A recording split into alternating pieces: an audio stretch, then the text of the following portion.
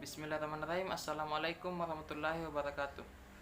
Perkenalkan, nama saya Muhammad Rizky Perdana dari PBI 4 Universitas Islam Negeri Alauddin Makassar. Jadi pada kesempatan kali ini saya akan menjelaskan apa itu yang dimaksud dengan mythological criticism. Jadi sebelum kita melangkah lebih jauh, perlu kita ketahui dulu apa definisi dari mythological criticism itu sendiri. Secara bahasa, mythological criticism atau mitologi dapat diartikan sebagai kajian tentang mitos. Dalam Folklorista ini berarti suatu mitos adalah atau kisah yang membahas mengenai manusia maupun dunia, bagaimana proses manusia itu dapat terbentuk atau dunia dapat terbentuk mulai dari dulu sampai saat sekarang ini. Tentunya dalam hal ini termasuk mencakup wawasan antropologi, sejarah, psikologi, dan komunikasi agama paratif. Menurut saya, kritik antropologi ataupun mythological criticism itu sendiri merupakan suatu tindakan atau kegiatan yang dilakukan untuk menilai atau mengkritik seorang penulis dalam hal bagaimana penulis tersebut memiliki skill ataupun kemampuan dalam membuat suatu cerita yang berdasar pada yang tidak berdasar pada hasil penulisannya, tetapi melainkan dinilai dari sisi filosofi cerita itu sendiri. Nah, dari filosofi itu sendiri berarti mencakup bagaimana filosofi dalam filosofi itu bagaimana mitos yang terkandung dalam cerita, cerita-cerita mistis yang ada di dalamnya, awal mula ataupun apa yang mendasari lahirnya cerita tersebut, dan bagaimana hubungan cerita tersebut dengan dunia supranatural, karena dunia mitologikal ini erat kaitannya dengan dunia supranatural ataupun hal-hal yang tak kasat mata.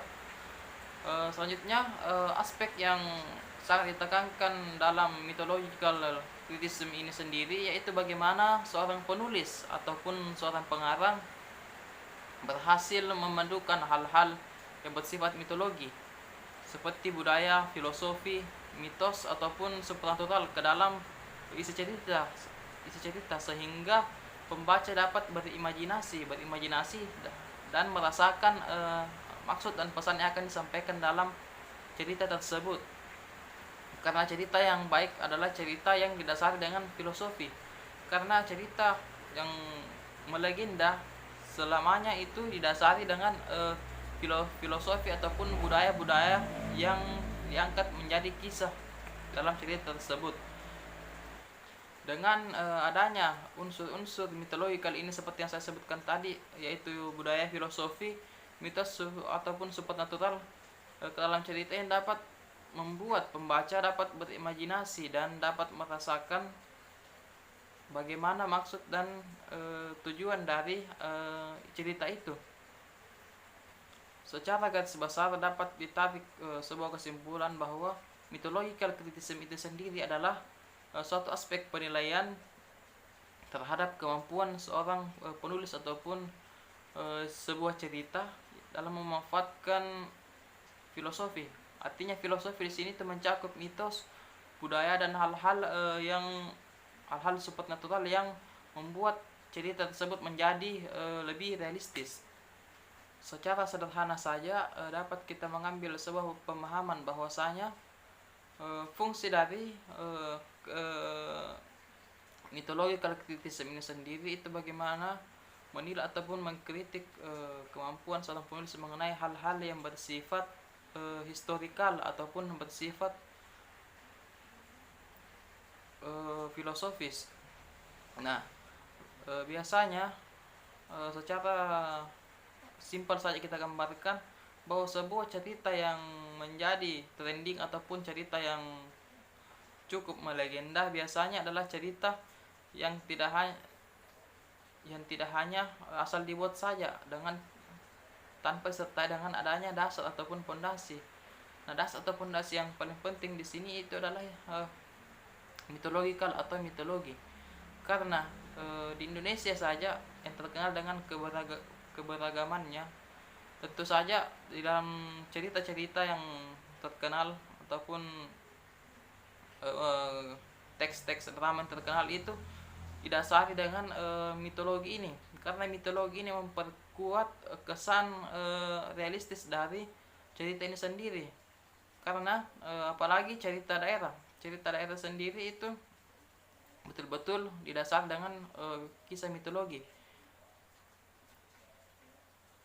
Dengan adanya mitologi ini dalam sebuah cerita dapat membuat cerita itu memiliki kesan yang filosofis dan historikal.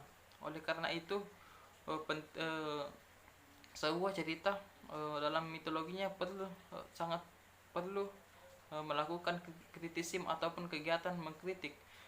Nah, mitological criticism ini yang mendasari adanya sebuah cerita dan mendasari adanya sebuah klimaks. Jadi tidak mungkin ada klimaks tanpa didasari dengan mitologi yang kuat.